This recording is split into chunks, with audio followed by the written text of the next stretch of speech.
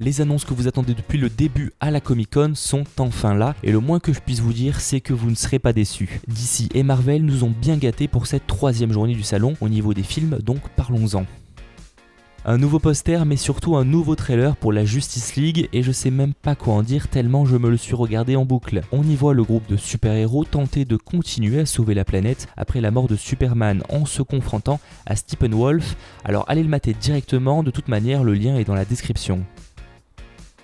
En parallèle des annonces pour la Justice League, on a appris que le film Flash de DC Comics s'intitulerait Flashpoint en rapport aux comics éponymes. Dans cette réalité alternative créée par le Speedster, lors d'un voyage temporel imprévu, Bruce Wayne est mort et c'est Thomas Wayne qui devient Batman. Quant à Martha Wayne, elle devient le Joker suite au meurtre de leur fils. Il semblerait donc que Jeffrey Dean Morgan, qui jouait déjà le rôle de Thomas Wayne dans Batman vs Superman, reprenne son rôle, mais c'est aussi le cas de Lauren Cohan de la série Walking Dead qui jouerait donc le Joker dans ce film. Plutôt cool tout ça. Flashpoint n'a pas encore de réalisateur officialisé, mais il devrait sortir pour 2020.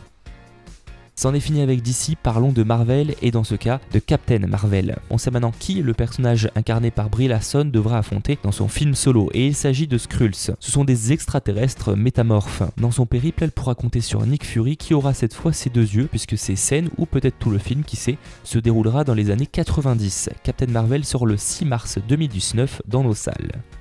Ant-Man 2 ne s'est pas vraiment révélé mais on connaît maintenant son casting. J'aimerais pendant des heures vous dire tous les prénoms qui ont été dévoilés mais pour être honnête je n'arrive même pas à les prononcer. On sait par exemple qu'il y aura donc la première guêpe, il y aura la vilaine fantôme, un nouveau personnage qui sera un agent du Shield et enfin pour finir on aura le docteur Bill Foster, l'une des identités du héros Goliath. On s'y perdrait presque.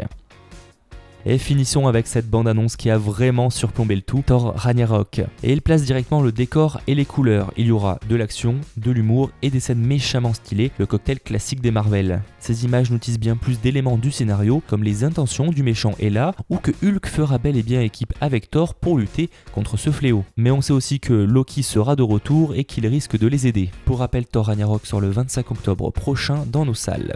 Et voilà, c'est tout niveau des films Marvel et DC, mais n'oublie pas, ce ne sont pas les seules annonces du salon, donc n'hésitez pas à aller mater les vidéos dédiées. Ciao tout le monde.